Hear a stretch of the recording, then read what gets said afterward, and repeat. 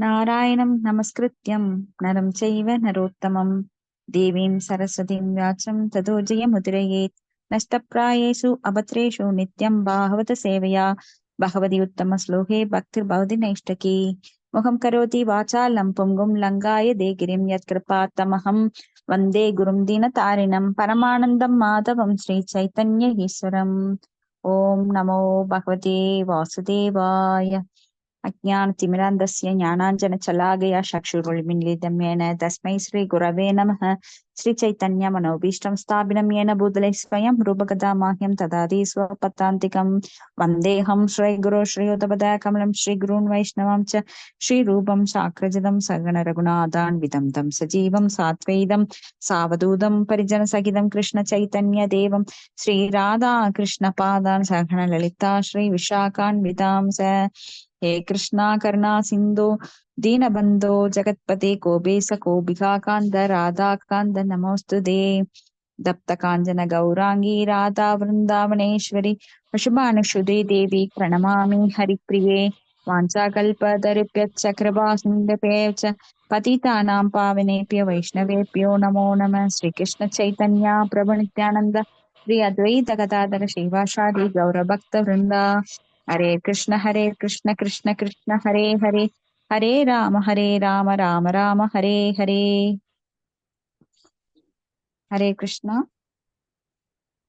இன்னைக்கு பாகவதம் 2வது காண்டம் 3வது அத்தியாயம் பதம் 8. ஓம் நமோ பகவதே வாசுதேவாய. His Divine Grace Bhakti Vedanta Swami Srila Prabhupada ki jai. धर्मार्थमुत्तम श्लोकं तन्तु धनवन् पितॄन् यजेत् रसाकाम पुण्य जनान् ओजस्कामो मरुत्कनान्. हरे कृष्णा. யார் படிக்கிறீங்க மாதாஜி?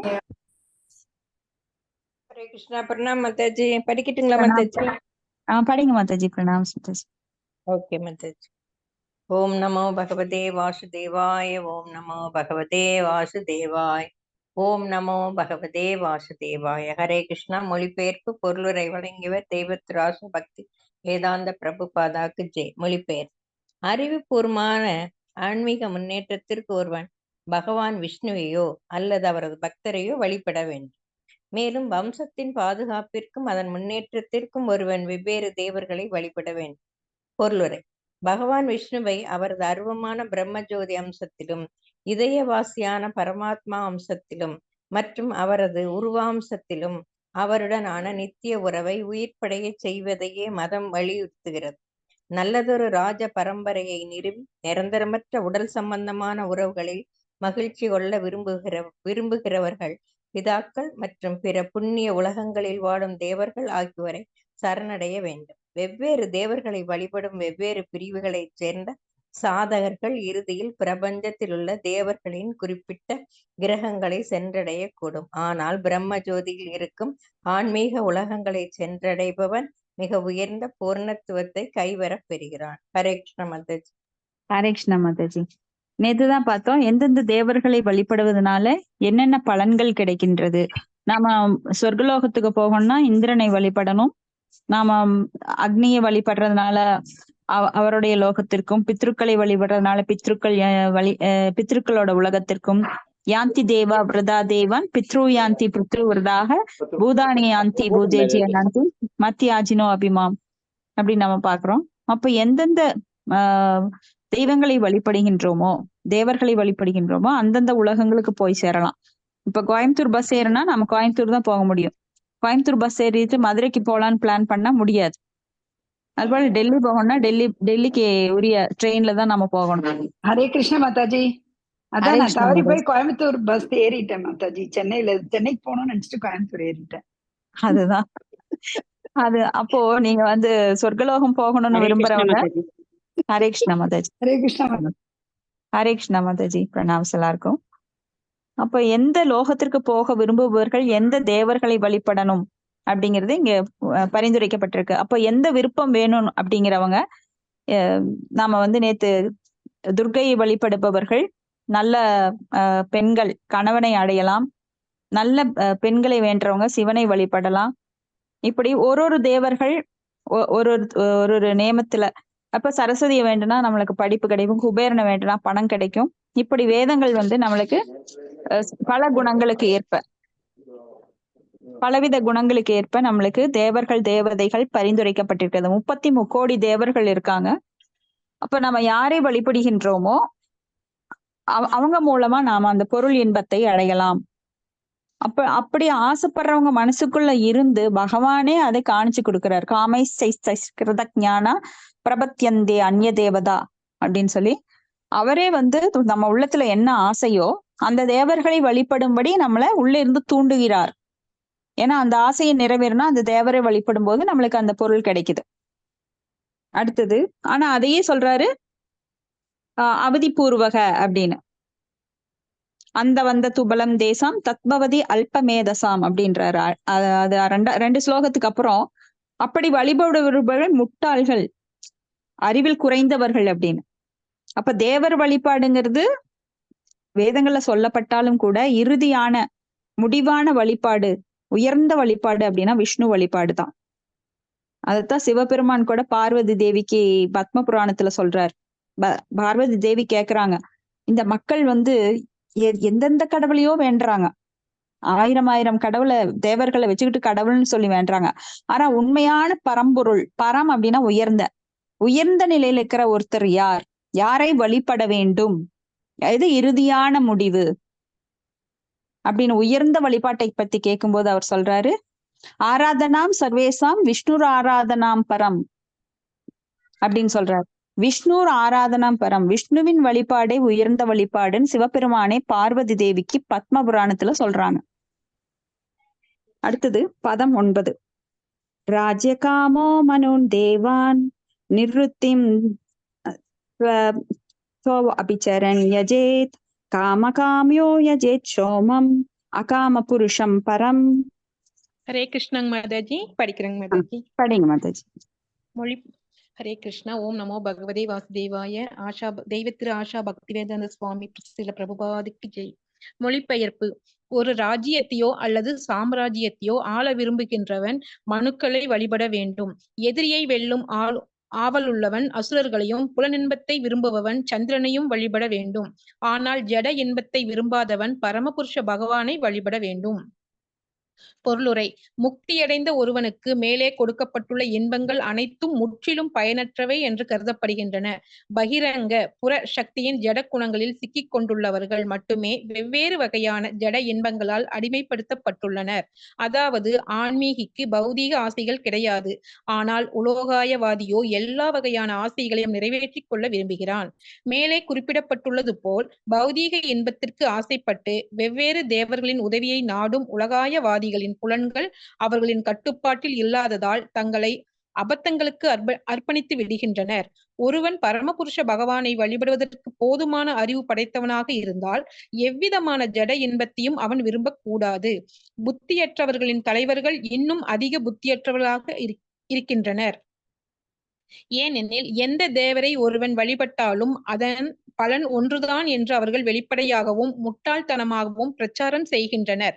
இதை போன்றே பிரச்சாரம் பகவத்கீதை அல்லது ஸ்ரீமத் பாகவதத்தின் போதனைகளுக்கு எதிரானது மட்டுமல்லாமல் முட்டாள்தனமானதும் ஆகும். இது எந்த பிரயாண சீட்டை வாங்கினாலும் ஒரே இலக்கை அடைய முடியும் என்று முட்டாள்தனமாக உரிமை கொண்டாடுவதை போன்றதாகும். பரோடாவிற்கு செல்லும் பிரயாண சீட்டை வாங்குவதால் பம்பாயிலிருந்து டெல்லியை ஒருவரும் சென்றடைய முடியாது. பல்வேறு ஆசைகளால் நிரப்பப்பட்டு உள்ளவர்களுக்கு பல்வேறு குணங்களில் உள்ள வழிபாடுகள் உள்ளன என்று இங்கு தெளிவாக வரையறுக்கப்பட்டுள்ளது. ஆனால் ஜட இன்பத்தில் ஸ்ரீ கிருஷ்ணரை வழிபட வேண்டும். ஜட இன்பத்தில் ஆசை இல்லாதவன் பரமபுருஷரும் முழுமுதற் கடவுளும் ஆகிய ஸ்ரீ கிருஷ்ணரை வழிபட வேண்டும். இத்தகைய வழிபாட்டு முறை பக்தி தொண்டு என்று அழைக்கப்படுகிறது. தூய பக்தி தொண்டு என்பது பலநோக்கு செயல், மனோதத்துவ கற்பனை மற்றும் பௌதீக ஆசைகள் ஆகியவை அறவே இல்லாமல் பகவானுக்கு தொண்டு செய்வதாகும். பௌதீக ஆசைகளை நிறைவேற்றிக் கொள்வதற்காக ஒருவன் பரமபுருஷரை வழிபடக்கூடும். ஆனால் அடுத்த பதத்தில் விளக்கப்படவிருப்பதை போன்று அத்தகைய வழிபாட்டின் பலன் வேறானதாகும். ஒருவனின் புலனின்பத்திற்கான பௌதீக ஆசைகளை பொதுவாக பகவான் நிறைவேற்றுவதில்லை. ஆனால் அத்தகைய வரங்களை தம்மை வழிபடுபவர்களுக்கு அவர் அளிக்கிறார். ஏனெனில் முடிவில் ஜட இன்பத்திற்கு ஆசைப்படாத நிலைக்கு அவர்கள் உயர்ந்து விடுகின்றனர். முடிவு என்னவெனில் ஜட இன்பத்திற்குரிய ஆசைகளை ஒருவன் குறைத்துக் கொள்ள வேண்டும். இதற்காக ஒருவன் ஜடத்திற்கு அப்பாற்பட்டவரான பரமபுருஷ பகவானை வழிபட வேண்டும். நாராயண பரோ வியக்தாத், பரமபுருஷர் பௌதீகத்திற்கு அப்பாற்பட்டவர் என்று ஸ்ரீபாத சங்கராச்சாரியாரும் குறிப்பிட்டுள்ளார். ஹரே கிருஷ்ணா. தேங்க்யூ மாதாஜி. ஹரே கிருஷ்ணா மாதாஜி. தேங்க்யூ மாதாஜி. இது ரொம்ப இம்பார்ட்டன்டான ஸ்லோகம். ஏன்னு பார்த்தோம் அப்படின்னா, ஏன் மாதாஜி, பல்வேறு ஒரு நிமிஷம் மாதாஜி. சொல்லுங்க மாதாஜி. காண்டம் இது 2வது காண்டம் 3வது அத்தியாயம் 9வது பதம் மாதாஜி. 3வது அத்தியாயமா? ஆமாங்க. 2, 3, 9. ஓகேங்க. ஓகேங்க.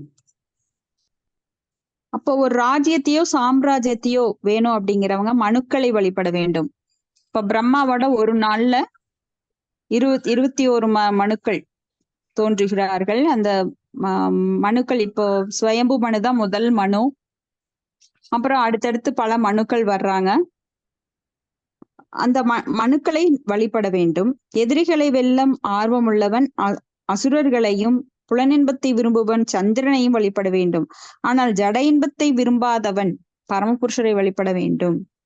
ஜட இன்பங்கிறது தற்காலிகமானது, நீர்க்குமிழி போல தோன்றி மறைவது. அது நிரந்தரமானது கிடையாது ஜட இன்பம். ஏன்னா புலங்களுக்கு கிடைக்கும் இன்பமானது நிரந்தரமற்றது. இன்னைக்கு ஒரு புடவை எடுத்தோம் அப்படின்னா அதை ஒரு 4 தடவை கட்டினோம்னா அடுத்த தடவை விரும்ப மாட்டோம். அது போலத்தான் ஜட இன்பத்துல நாம் பார்க்கின்ற காட்சிகள் நம்மளுக்கு அழகா தெரியும். ஒரு சமயம் கண் பார்வை மங்கும் போது நம்மளுக்கு ஒண்ணுமே தெரியாது. கால்கள் வேண்டாத இடத்துக்கெல்லாம் கூட்டிட்டு போகும். ஆனா கால்கள் வலுவிழந்து போகும்போது எதுவுமே நம்மளுக்கு பிடிக்காது. இப்படி நம்ம உறுப்புகள் புலன்கள் எப்பவுமே பழுதடை கூடியது. அது எப்பவுமே நிரந்தரமானது கிடையாது, நித்தியமானது கிடையாது. அப்ப புலன் இன்பங்கள் தோன்றி மறைபவை. அதுக்கு எவ்வளவுதான் நாம இன்பம் கொடுத்தாலும் அதனால அனுபவிக்க முடியாது. ஏன்னா அதுக்கு வயசாகும், எல்லா பவரும் போயிரும். அப்போ முக்தி அடைவதற்கு மேலே கொடுக்கப்பட்டுள்ள இன்பங்கள் அனைத்தும் முற்றிலும் பயனற்றவை. இப்ப முக்திங்கிறது என்னன்னா பௌதிகத்திலிருந்து விடுபடுவது. எப்படி ஒரு வெள்ளரி பிஞ்சு பழுத்த உடனே அது தானா அந்த கொடியிலிருந்து விடுபட்டுரும். அது போல பக்குவமடைந்த நபர்கள், அந்த முக்தி அடைய விரும்புபவர்கள் இந்த ஜட பந்தத்திலிருந்து, இந்த ஜட ஆசைகளிலிருந்து தங்களை தாங்களே விடுவித்துக் கொள்கின்றார்கள். அது பக்குவப்பட்ட நிலை. அப்ப இங்க பௌதிக இன்பத்திற்கு ஆசைப்பட்டு வெவ்வேறு தேவர்கள் உதவியை எல்லாரும் நாடுறாங்க. இப்போ ஒருவன் பரமபுருஷ பகவானை வழிபடுவதற்கு போதுமான அறிவு படைத்தவனாக இருந்தால் எவ்விதமான ஜட இன்பத்தையும் அவன் விரும்பக்கூடாது. அப்ப இங்க அறிவு படைத்தவனாக இருந்தால், அப்ப அறிவு இல்லாதவன் தான் தேவர் வழிபாட்டுல ஈடுபட்டிருப்பான். அப்ப அறிவு இருந்ததுன்னா அவன் விஷ்ணு வழிபாட்டுல ஈடுபடுவான். அப்ப விஷ்ணு வழிபாட்டுல ஈடுபடும் போது அவனுக்கு ஆசைகள் இருந்தாலும் கூட அது படிப்படியா குறைஞ்சிரும். ஆரம்ப நிலையில பக்குவப்படாத ஒருத்தர் பக்திக்குள்ள வந்தாங்கன்னா, பக்தி தொண்டு பண்ணினாங்கன்னா அவங்களுக்கு அந்த ஆசைகள்ல இருந்து விடுபட்டு படிப்படியா ஒன்னொன்னா டிவி பாக்குறது குறையும், வெளியில போறது குறையும், அசத் சங்கம் குறையும். இப்படி ஒன்னொன்னா குறையும் போது அவங்க பக்குவப்பட்டு கடைசியில மிகவும் உயர்ந்த நிலைக்கு வருவாங்க. விஷ்ணு வழிபாடு. ஆனா தேவர்கள் வழிபாடு எப்படின்னா புதைக்குழியில கால் வைக்கிற மாதிரி, முதலில் அது இனிப்பாக தோன்றும், பின்னர் கசப்பாக மாறும். ஆனா இங்க முதல்ல கசப்பா தெரிஞ்சாலும் பின்னர் இனிப்பாக மாறும். எப்படி ஒரு நெல்லிக்களி நீங்க கடிக்கும் போது அது முதல்ல துவர்ப்பா இருக்கும், அப்புறம் நீங்க தண்ணி எடுத்து குடிச்சு பாத்தீங்கன்னா அது இனிப்பா இருக்கும். அது போல பாவக்காய் கசக்கும், ஆனா அது உடம்புக்கு ரொம்ப நல்லது. மூத்தோர் சொல் முதல்ல கசக்கும், பின்னாடி அது இனிக்கும். ஏன்னா பெரியவங்க அட்வைஸ் பண்ணாலே நம்மளுக்கு பிடிக்காது. எனக்கெல்லாம் தெரியும், நான் படிச்சிருக்கிறேன், இவங்க எல்லாம் படிக்காத முட்டாள்கள் நம்மளுக்கு போய் அட்வைஸ் பண்றாங்கன்னு நம்ம சொல்லுவோம். ஆனா அனுபவம் என்கின்ற அறிவு அவங்களுக்கு நிறைய இருக்கு. நாம படிச்ச முட்டாள்கள், படிச்சவன் பாட்டை கெடுத்தான் என்னமோ சொல்லுவாங்க ஒரு பழமொழி. அது மாதிரி படிப்புங்கிறது நடைமுறைக்கு நாம பயன்படுத்துறது கிடையாது. ஐடி ஃபீல்ட்ல இருக்கிறவன் விவசாயம் பண்ணுவான், வேற ஏதோ படிச்சவன் ஐடி ஃபீல்ட்ல இருப்பான். இப்படி இன்னைக்கு உலகத்துல எல்லாமே மாறி மாறி நடக்குது. அப்போ எதுவுமே படிப்பறிவுங்கிறது நம்ம சொந்த அனுபவ அறிவு மாதிரி கிடையாது. அனுபவம் இருக்கிறவன் பெரிய பெரிய பிசினஸ்ல படிக்காமையே செய்வான். ஆனா படிச்சவன் பாத்தீங்கன்னா அவனுக்கு கீழே வேலை செஞ்சுட்டு இருப்பான். எவ்வளவோ லட்சங்கள் போட்டு காலேஜ்ல சேர்ந்து படின்னு படிச்சு, ஆனா அவன் பாத்தீங்கன்னா ஒரு மேனேஜரா இருப்பான். ஆனா எம்டியா வந்து பெரிய தொழிலதிபர். அவன் படிச்சிருக்கவே மாட்டான். ஆனா அனுபவ ரீதியா அவனுக்கு நிறைய அனுபவங்கள் இருக்கும். அதை வச்சு அவன் எல்லாரையும் மேனேஜ் பண்ணிட்டு இருப்பான். அப்ப அறிவு படைத்தவன் என்ன பண்றான் அப்படின்னா பகவான் விஷ்ணுவை வழிபடுகின்றான். புத்தியற்றவர்களோட இங்க இருக்கிறவங்க எல்லாமே நினைச்சிட்டு இருக்காங்க ரொம்ப புத்திசாலிகள், நான் பெரிய பிசினஸ் மேன், நான் பெரிய ஐஏஎஸ் ஐபிஎஸ் அப்படின்னு எல்லாம் சொல்லிட்டு புத்தி உள்ளவர்கள் நினைச்சிட்டு இருக்காங்க. ஆனா யார் ஒருவர் பகவானை பற்றிய அறிவு இல்லையோ, தான் ஆத்மா என்கின்ற தன்னுணர்வு இல்லையோ, அவங்க எல்லாருமே புத்தியற்றவர்கள். இந்த புத்தியற்ற கூட்டத்திற்கு தலைவர் யாருன்னா ஒரு புத்தியற்றவன். எப்படி ஒரு பைத்தியக்காரனுக்கு ஒரு பைத்தியக்காரன் தலைவனா இருந்தா எப்படி காமெடியா இருக்கும், அது போல இந்த உலகத்துல இப்படித்தான் நடந்துட்டு இருக்கு. அப்போ நிறைய பேர் நினைக்கிறாங்க எல்லா தேவரையும் வழிபட்டா எல்லாம் ஒண்ணுதாங்க, எல்லாம் ஒரே இடத்துக்கு தான் போய் சேர்றோம். நீங்க அந்த சாமி கும்பிடுறீங்க, நாங்க இந்த சாமி கும்பிடுறோம், எல்லாம் நாம் போய் சேர்ற இடம் ஒண்ணுதாங்க அப்படின்னு எல்லாம் அட்வைஸ் பண்ணுவாங்க. ஆனா பகவத்கீதை பாகவதத்தோட கொள்கைக்கு அது எதிரானது, முட்டாள்தனமானது. ஏன்னா ஒரு பக்கம் நாம சீட் எடுத்துட்டோம் அப்படின்னா, சென்னை போகணும் அப்படின்னு ட்ரெயின்ல ஏறி உக்காந்தா அது மாறி டெல்லிக்கு போகணும்னு நினைச்சிட்டு நாம சீட் எடுத்தோம்னா, சென்னைக்கு சீட் எடுத்தோம்னா அது டெல்லிக்கு போகாது. அப்போ எந்த தேவர்களை வழிபடுகிறார்களோ அந்த உலகத்துக்கு தான் இறப்பின் போது போய் சேர முடியும். அந்த காலே அந்தே நாராயண ஸ்மிருதி இருந்தா மட்டும்தான் நாராயணருடைய உலகத்திற்கு போக முடியும். இல்ல நான் வந்து சிவனை வழிபடுகிறேன், சிவனோட தாமத்துக்கு போலாம், சிவனை வழிபட்டா. தேவியை வழிபடுபவர்கள் தேவி தாமுக்கு போலாம்.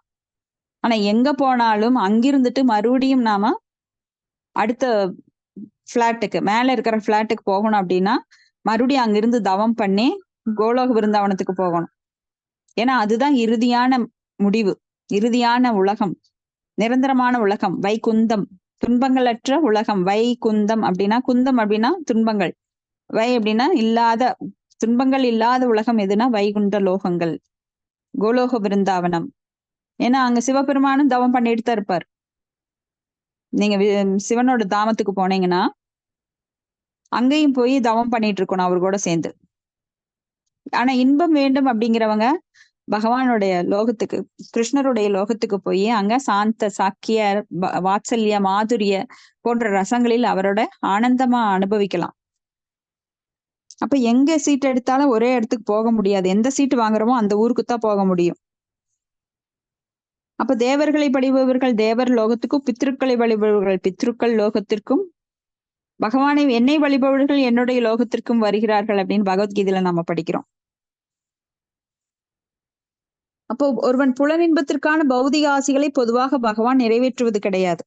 இப்போ நிறைய பேர் பாத்தீங்கன்னா பொருள் வேண்டும் அப்படின்னா முருகரை வழிபடுவாங்க, விநாயகரை வழிபடுவாங்க, சிவனை வழிபடுவாங்க, துர்க்கையை வழிபடுவாங்க. ஆனா விஷ்ணுவை யாரும் அந்த மாதிரி நோக்கத்துல வழிபடுறது கிடையாது. ஏன்னா அவர் கொடுக்க மாட்டார், இருக்கிறத பறிச்சுக்குவார். ஏன்னா பொருளாசை இருக்கிறவன், பௌதிகத்தில் நிலை பெற்றவன் அவரை நோக்கி திரும்புவதில்லை. அதனால என்ன பண்றாருன்னா அவர் பறிச்சுக்கிறாரு. அப்போ ஆர்த்தோ அர்த்தாத்தி ஜிக்ஞாசு ஞானீச்ச பரந்தப அப்படின்னு சொல்லி பொருளை இழந்தவன் பகவானை எண்ணி ரொம்பவே அவன் பக்தி பண்ண ஆரம்பிச்சிருவான். அப்போ ஆரம்பத்துல வந்து அவன் பொருள் வேண்டும் அப்படிங்கிற நோக்கத்தோட பக்தி பண்ணினாலும் விஷ்ணுவை நோக்கி, பின்னாடி அவன் உணர்ந்து இந்த பொருள் எல்லாம் துன்பத்திற்குரியது, பகவான் கிருஷ்ணர் மட்டும்தான் இன்பத்திற்குரியவர், இன்பத்தின் இருப்பிடம் அப்படின்னு சொல்லி ஸ்ரீல பிரபுபாதரோட புக்கு நாம படிச்சிருப்போம், ஒரு சின்ன புக்கு. இன்பத்தின் இருப்பிடம் யாரு அப்படின்னா பகவான் கிருஷ்ணர் தான். ஏன்னா அவர் தான் எல்லாவற்றையும் அனுபவிப்பவர். நாம் அனுபவிக்கின்ற எண்ணம் நம்ம கிட்ட இருந்ததுன்னா நம்மளால முடியாம துன்பப்படுறோம். ஏன்னா அனுபவிக்கிறதுக்கு நம்மளுக்கு சக்தி கிடையாது. எல்லாவற்றையும் அனுபவிப்பவர் போக்தாராம் யக்கிய தபசம் சர்வலோக மகேஸ்வரம் சுக்ருதம் சர்வபூதானாம் ஞாத்வாமாம் சாந்திம் ருச்சதிம். இதை உணர்ந்தவன் தான் சாந்திம், அவனுக்கு தான் அமைதி கிடைக்கும். நான் அனுபவிக்கிறேன், நானே அனுபவிப்பாளன், போக்தா அப்படின்னு நாம நினைச்சோம் அப்படின்னா அங்க ஃபெயிலியர் தான், நம்மளுக்கு தோல்விதான், தோல்வி நிச்சயம். ஏன்னா நம்மளால அனுபவிக்க முடியாது. பகவானுக்கு சேவை செய்து அனுபவிக்க முடியும், ஆனா பகவானுக்கு பக்தி தொண்டு ஆற்றாமல் நம்மால் அனுபவிக்க முடியாது. அப்ப அனுபவிக்கணுங்கிற எண்ணம் இருக்கிற வரைக்கும் யாராலையும் துன்பத்தை விட்டு விலக முடியாது. துன்பம் கூடவே வந்துட்டு இருக்கும். அவர்தான் அனுபவிப்பாளர், பரமபுருஷர். நாமெல்லாம் புருஷர்கள். பரமபுருஷர்னா யாருன்னா, புருஷன் அப்படின்னா அனுபவிப்பவன். அப்ப பரமபுருஷர் யாரு? பகவான் கிருஷ்ணர். நாமெல்லாம் சின்னூண்டு ஆத்மாக்கள். நாராயண பரோ அவ்யக்தாத். அப்போ நம்மள மாதிரி அனுபவிப்பவர் கிடையாது. நம்மளுக்கு வந்து இந்த ஜட உடலானது அனுபவிக்கிறோங்கிறது நம்மளது வித்தியாசம். ஆனா பகவானோட உடல் வந்து திவ்யமானது. அவர் எல்லா பௌதிகத்திற்கு அப்பாற்பட்டவர். இது வந்து ஸ்ரீபாத் சங்கராச்சாரியரே சொல்லியிருக்கார். அப்ப சங்கராச்சாரியர் யாரு? அத்வைத கொள்கையோட தலைவர். ஆனா அவர் அத்வைத கொள்கையை வெளியிட்டாரே தவிர அவர் பரமபுருஷ பகவானாக பகவான் கிருஷ்ணரை ஏற்றுக்கொண்டிருக்கின்றார். ஆனா இது தெரியாம அவர் வழிவந்த சீடர்கள் எல்லாம் அவருடைய கொள்கையை மறுத்து அத்வைத கொள்கைகளை ஏற்றுக்கொண்டு அவங்க பரப்பிட்டு இருக்காங்க. பதம் 10. இது ரொம்ப முக்கியமான ஸ்லோகம். அகாம சர்வ காமோ வா மோக்ஷகாமா உதாரதி தீவ்ரேன பக்தி யோகேன யஜதே புருஷம் பரம். ஹரே கிருஷ்ண மாதாஜி. யாரோ ஒருத்தர் படிக்கட்டுங்க, நான் வந்து வேலை செஞ்சுட்டு கேட்டுட்டு படிங்க. மொழிபெயர்ப்பு பொருளரை ஆசா பக்தி வேதாந்த சுவாமி பிரபுபாதாக்கு ஜெய். மொழிபெயர்ப்பு. தெளிந்த புத்தியுள்ள ஒருவன் பௌதீக ஆசைகள் நிரம்பியவனாகவோ பௌதீக ஆசைகள் இல்லாதவனாகவோ அல்லது முக்தியை விரும்புவனாகவோ இருந்தாலும் அவன் எல்லா வழிபாடுகளிலும் பரமபுருஷராகிய முழுமுதல் கடவுளை வழிபட வேண்டும். பொருளுரை. பகவான் ஸ்ரீ கிருஷ்ணர் பகவத்கீதையில் புருஷோத்தமர் அல்லது பரமபுருஷர் என்று வர்ணிக்கப்பட்டுள்ளார். பகவானின் உடலிலிருந்து வெளிப்படும் கதிர்களான பிரம்மஜோதியில் அருவாவாதிகள் கலக்க செய்து அவர்களுக்கு முக்தி அளிக்கக்கூடியவரும் அவரே ஆவார். ஒளிவீசும் சூரியனின் கதிர்கள் சூரிய மண்டலத்திலிருந்து சுதந்திரமானவை அல்ல என்பது போலவே பிரம்மஜோதியும் பகவானிலிருந்து வேறானதல்ல. எனவே இங்கு ஸ்ரீமத் பாகவத்தில் சிபார்சு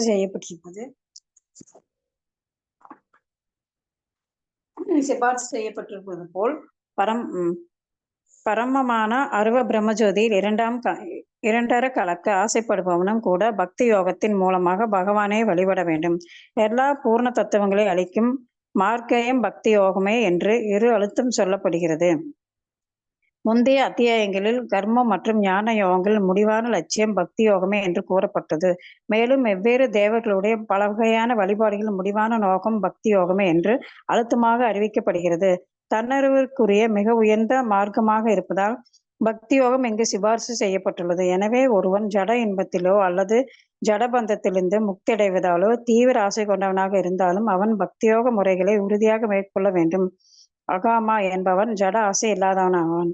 ஒரு உயிர்வாளி இயற்கையாகவே பூரணம் எனப்படும் பூர்ண புருஷரின் பின்ன பகுதியாக இருக்கிறான். எனவே உடலின் அங்க உறுப்புகள் அல்லது உடலின் பின்ன பகுதிகள் இயற்கையாகவே முழு உடலுக்கு சேவை செய்வதற்கென இருப்பதை போலவே பரம ஜீவனுக்கு தொண்டாற்றுவதை தன்னை இயற்கையான தொழிலாக ஒரு ஜீவராசி கொண்டுள்ளான். எனவே நிராசை என்பது கல்லை போன்று அசையாமல் இருப்பதை குறிக்கிறது. உண்மையின் நிலையை உணர்ந்து பரம புருஷரிடமிருந்து கிடைக்கும் திருப்திக்காக ஆசைப்படுவதை மட்டுமே அது குறிக்கிறது.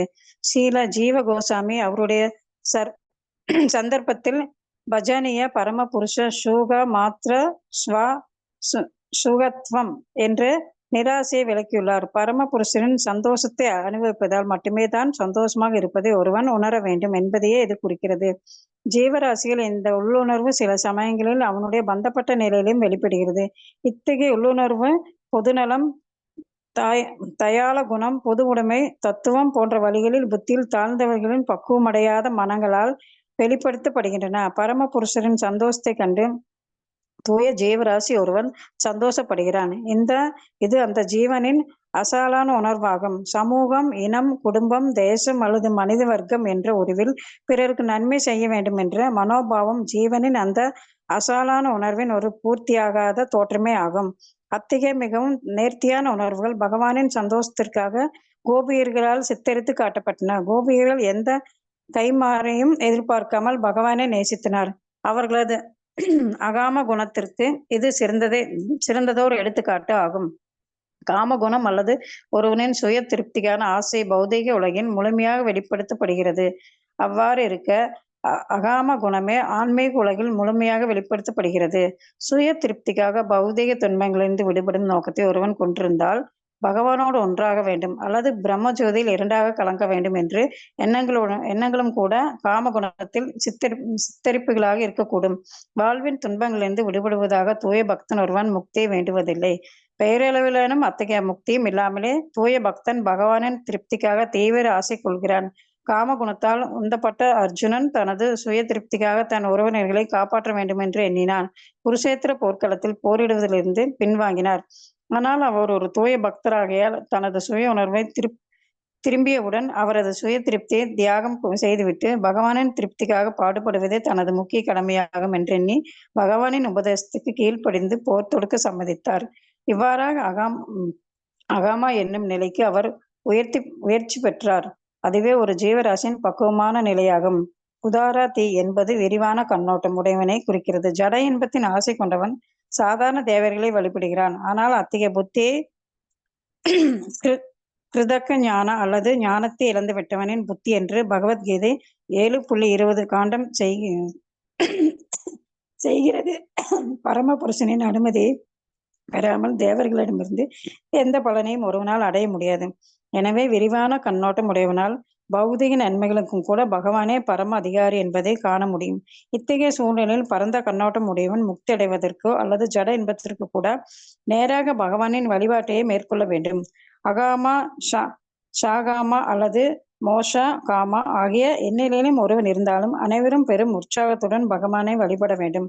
பக்தியோகம், கர்மம் மற்றும் ஞானம் ஆகியவற்றின் எல்லா கலப்புறம் இல்லாமல் பக்குவமாக நிறைவேற்றப்படக்கூடும் என்பதை இது உணர்த்துகிறது. கலப்படமற்ற சூரிய கிரகணம் மிகவும் சக்தி வாய்ந்ததாக இருப்பதால் அது தீவிர என்று அழைக்கப்படுவதைப் போலவே கேட்டல், பாடுதல் போன்றவைகளை கொண்ட கலப்படமற்ற பக்தி யோகம் உள்நோக்கம் கொண்டதாக இருந்தாலும் அனைவராலும் மேற்கொள்ளப்படக்கூடியதாகும். ஹரே கிருஷ்ணா மாதாஜி. நன்றி மாதாஜி. ஹரே கிருஷ்ணா மாதாஜி. தேங்க்யூ மாதாஜி. இது ரொம்ப முக்கியமான ஸ்லோகம். அகாம அப்படின்னா காமங்கள், ஜட ஆசைகள் இல்லாத, அதை கடந்து விட்டவன் அப்படிங்கிறது குறிக்குது. இப்போ நான் சான்ஸ்கிரிட்ல பார்த்தோம். சொல்லுங்க. ஹரே கிருஷ்ணா. கொஞ்சம் லேட்டா தண்ணி வந்துச்சு முடியலைங்க மாதாஜி. சரிங்க மாதாஜி, பரவாயில்ல. ரெக்கார்டிங் கேட்டுக்கோங்க. அப்ப காம அப்படின்னா என்ன? ஆசைகள் நிரம்பியவன். காம அப்படின்னா நாம ஜட ரீதியா நாம வேற ஒரு அர்த்தம் இது பண்ணுவோம். ஆனா இங்க பகவத்கீதை பாகவதத்துல பாத்தீங்கன்னா காம அப்படின்னா ஆசைகள் நிரம்பியவன். அக்காம சான்ஸ்கிரிட்ல முன்னாடி போட்டாங்கன்னா அது வந்து எதிர்ச்சொல் ஆகுது. அப்ப எதிர்ச்சொல் காமக்கு ஆப்போசிட் என்ன? அக்காம. அக்காமனா காமம் அற்றவன், ஆசைகள் அற்றவன். சர்வ காமோ அப்படின்னா எல்லாவித ஆசைகள் உள்ளவன். சர்வ அப்படின்னா எல்லா. சர்வ காமோ மோக்ஷ காம உதாரதி. மோக்ஷ அப்படின்னா மோட்சமே வேண்டுமானாலும், காமமே இருந்தாலும் காமமே இல்லைனாலும், ஆசைகள் உள்ளவனாக இருந்தாலும் ஆசைகள் அற்றவனாக இருந்தாலும், மோட்சமே வேண்டும் என்றாலும், உதாரதி அப்படின்னா தெளிவான புத்தியோட, தீவிரேன பக்தி யோகேன யஜதே புருஷம் பரம். தீவிரமான பெரும் சக்தியுடன், தீவிரேன பக்தி, பகவானிடம் பக்தி தொண்டாற்ற வேண்டும். பகவான் பரமபுருஷ பகவானை வழிபட வேண்டும். எதுவா இருந்தாலும், உங்களுக்கு ஆசைகள் இருந்தாலும் சரி, ஆசைகள் அற்றவனாக இருந்தாலும் சரி, மோட்சம் வேண்டும் என்றாலும் சரி, ஞானம் வேண்டும் என்றாலும் சரி, இல்ல உங்களுக்கு தியானத்தின் பலன் கிடைக்கணும்னாலும் சரி, எதுவானாலும் பகவான் கிருஷ்ணரையே வழிபட வேண்டும். அவர்தான் உத்தம புருஷர், அவர்தான் உன்னதமானவர், அவர்தான் சர்வ காரணம். அப்போ எதுக்குமே நீங்க தேவர்களை வழிபட வேண்டாம். ஏன்னா ஒரு மரத்தின் வேருக்கு நீரூற்றும் போது அதனுடைய பலன்கள் அதனோட கிளை, இலை, தலை, காய், கனி எல்லாற்றுக்கும் போயிருது. நீங்க போய் தனித்தனியா ஒவ்வொன்றுக்கும் நீரூற்ற வேண்டிய அவசியம் கிடையாது. இப்போ ஒரு மனுஷனோட காலை பிடிச்சு விடுறோம், ஒரு காலை பிடிச்சு அமுத்தி விடுறோம் அப்படின்னா அந்த கால்களுக்கு சேவை செய்யறோங்கிற அர்த்தம் கிடையாது, அந்த மனிதனுக்கு சேவை செய்கின்றோம். அது போல இந்த தேவர்கள் எல்லாம் அவருடைய உறுப்புகள், நாமெல்லாம் அவருடைய அங்கங்கள். அப்ப நம்மளை விட உயர்ந்தவர்கள் தேவர்கள். தேவர்கள் யாரு? பகவானோட அங்கங்கள்.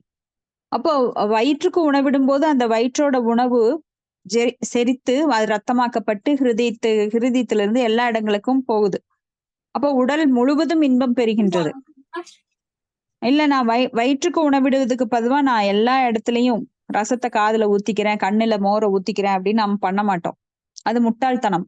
அது போல பகவானை வழிபடும் போது எல்லா தேவர்களும் தானாக திருப்தி உறுகிறார்கள். இப்ப பகவான் கிருஷ்ணரை வழிபட்டால் எல்லாரையும் வழிபட்ட மாதிரி அர்த்தம். இல்ல நீங்க தேவர்களை மட்டும் வழிபட்டா அங்க முழுமை கிடையாது. ஏன்னா ஒரு கையை மட்டும் நீங்க பெருசுன்னு ஒரு உடம்புல நீங்க சொல்ல முடியாது. ஏன்னா காலும் வேணும், தலையில இருக்கிற அறிவும் வேணும், மூளை வேலை செய்யணும், கண்கள் வேலை செய்யணும். அப்போ உடல்ல எல்லா பார்ட்டுமே நம்மளுக்கு முக்கியம். ஆனா முழு உடல் யாரு? பகவான் கிருஷ்ணர். அந்த உடல் அங்கங்கள் யாரு? தேவர்கள். அப்போ நாம தேவர்களுக்கு தனியா ஒரு செய்ய வேண்டிய அவசியம் கிடையாது. இதுதான் அவர் அவருடைய லீலைகள்ல கோவர்த்தன லீலையில இந்திரனுக்கு உணர்த்துறார். ஏன்னா இந்திரன் கொஞ்சம் தலகணம் கொண்டு தன்னைத்தான் வழிபட வேண்டும். கோவர்த்தன கிரிவாசிகள் அந்த கோபர்கள் எல்லாம் தன்னைத்தான் வழிபட வேண்டும். ஏன்னா அது பரம்பரையா அவங்க இந்திரனை வழிபட்டு அந்த மலையெல்லாம் கிடைக்குது, அதன் மூலமா தானியங்கள் கிடைக்குது. அதனால இந்திரனுக்கு மறுபடியும் அவங்க தானியங்கள் மூலமாக யாகங்கள் செஞ்சு அதை அவங்கள திருப்திப்படுத்துவாங்க. இதுதான் பகவான் கிருஷ்ணன் நம்மளுக்கு பகவத்கீதையில சொல்லியிருக்காரு. ஆனா தேவர் வழிபாடு அப்படிங்கிறது தேவர்களை அவமதிக்கணுங்கிற அவசியம் கிடையாது. தேவர்களை நாம் மதிக்கணும். ஆனா பகவான் கிருஷ்ணரை வழிபடும் போது தேவர் வழிபாடு அவசியம் இல்லை. அதுக்காக தேவர் கோயிலுக்கு போகும்போது அவங்க சிச்சி நீ வேண்டாம், எனக்கு பகவான் கிருஷ்ணரே இருக்காரு அப்படின்றது கிடையாது. ஏன்னா தேவர்கள் வழிபடத்தக்கவர்கள், ஆனா பகவானோட அளவுக்கு கிடையாது. பகவான் தான் முழுமையானவர், பூர்ணமானவர். ஏன்னா தேவர்கள் செய்த புண்ணியத்தினால அவங்க தேவர் பொசிஷன்ல இருக்கிறாங்க, அவ்வளவுதான். அப்போ ஒரே தேவன் இந்திரன் அப்படின்னா ஒரே ஒரு ஜீவராசி இந்திரனா இருக்க மாட்டாரு. அந்த இந்திர பொசிஷன் பிரளயத்தின் போது வேற யுகம் வரும்போது வேற ஆட்கள் மாறிட்டே இருப்பாங்க. அது எப்படின்னா எம்எல்ஏ போஸ்ட் மாதிரி. இப்ப எம்எல்ஏ போஸ்ட் அப்படிங்கிறது பொதுவானது, அந்த பேரு. அதுக்கு வேற குப்பு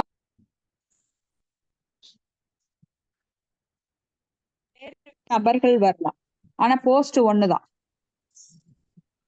அது மாதிரி இந்திரன், சந்திரன், வருணன், அக்னி, ஈவன் சிவபெருமான் கூட மாறுவார்.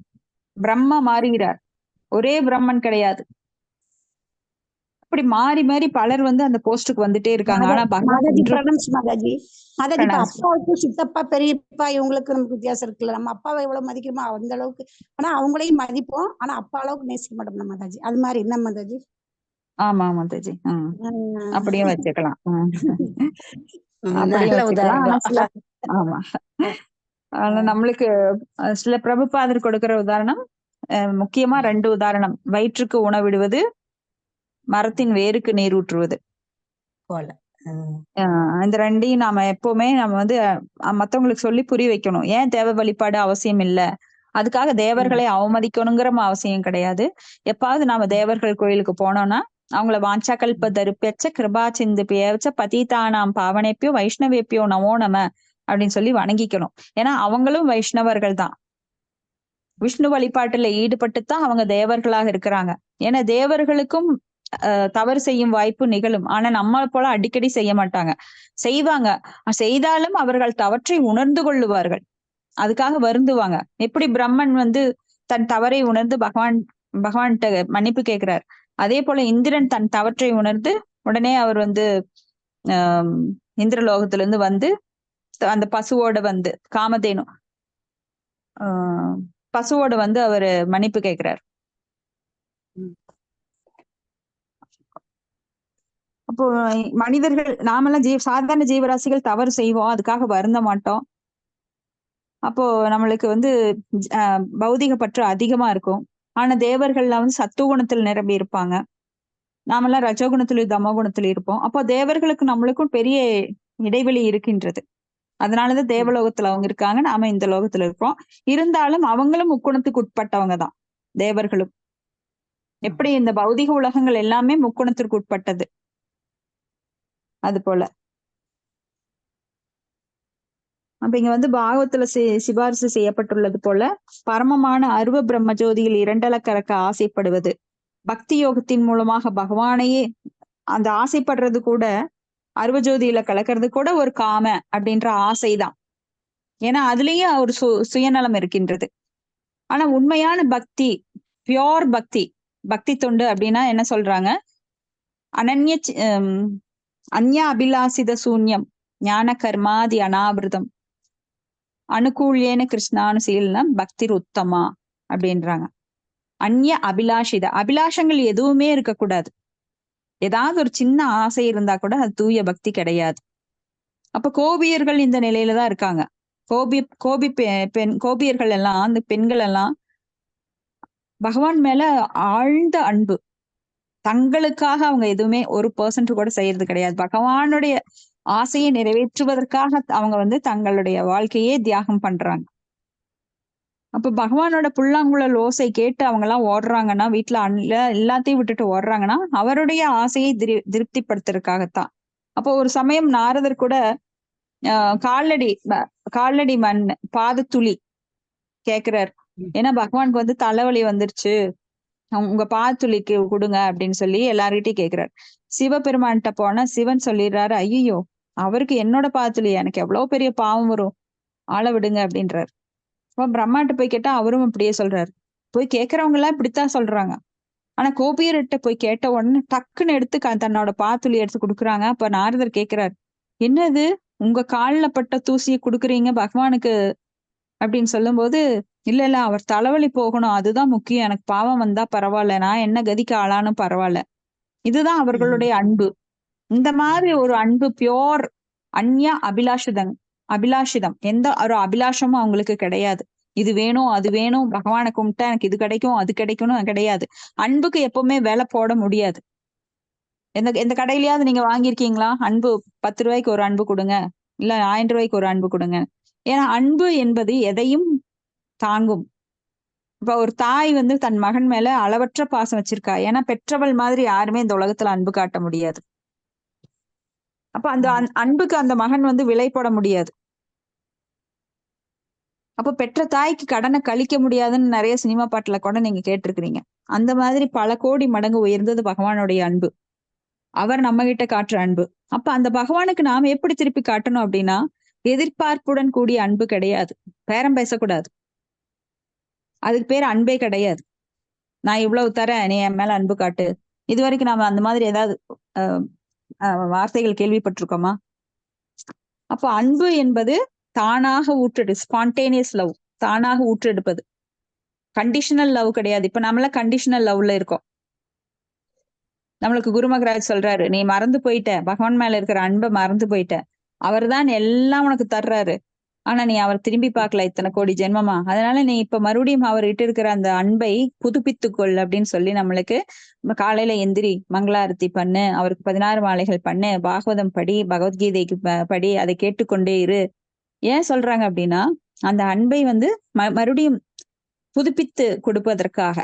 துளிர்த்து எழுகுது இப்பதான் நம்மளுக்கு. ஆமா, இப்பதான் நம்மளுக்கு புரியுது, ஓ பகவான் இல்லைன்னா நான் ரொம்ப வேஸ்ட். ஒரு செகண்ட் கூட பகவான் துணை இல்லாம என்னால இயங்க முடியாது. நான் ஒரு டம்மி பீஸ். பகவான் தான் என்னை ஆட்டுவிக்கிறார், நான் வெறும் கருவி மட்டும்தான் அப்படிங்கிறது நம்மளுக்கு படிப்படியாகத்தான் புரிய வருது பாகவதம் படிக்கும் போது. ஆனா அகங்கார விமூடாத்மா கர்த்தாகம் விதி மன்யதே. என்ன நினைச்சுக்கிறோம்? நான் தான் எல்லாம் செய்யறேன், நான் இல்லைன்னா ஒண்ணும் நடக்காது, இந்த வெற்றிக்கு காரணம் நான் தான். தோல்வி வரும்போது மட்டும் பகவானே நான் உனக்கு இத்தனை அபிஷேகம் பண்ணினேன், உன்னை இத்தனை நாமம் சொன்னேன், எனக்கு ஏத்தனை கஷ்டத்தை கொடுக்குறேன், அதுக்கு மட்டும் பங்கு போடுவோம். அதுக்கு வெற்றி வரும்போது நாம நினைக்கிறதே கிடையாது. ஆனா பாகவதம் படிக்கும் போதுதான் நம்மளுக்கு தெரியுது பகவான் எவ்வளவு உயர்ந்தவர்.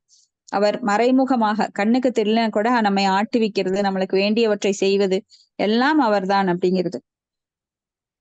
இப்ப இங்க அகாம அப்படின்னா ஆசை இல்லாதவன்.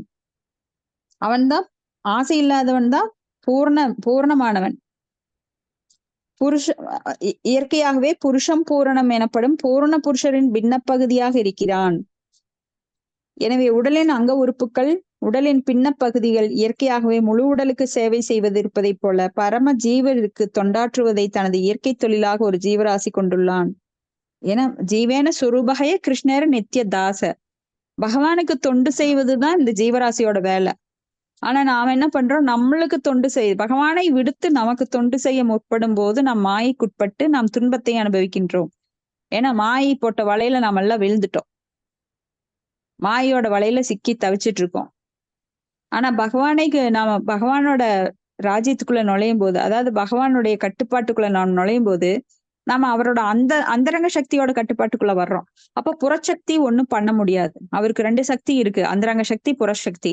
புறசக்தி எதற்காக வருது இங்க? இந்த ஜட உலகை கட்டுப்படுத்துவதற்காக துர்கா தேவியாக இங்க புறசக்தி நியமிக்கப்பட்டிருக்கா.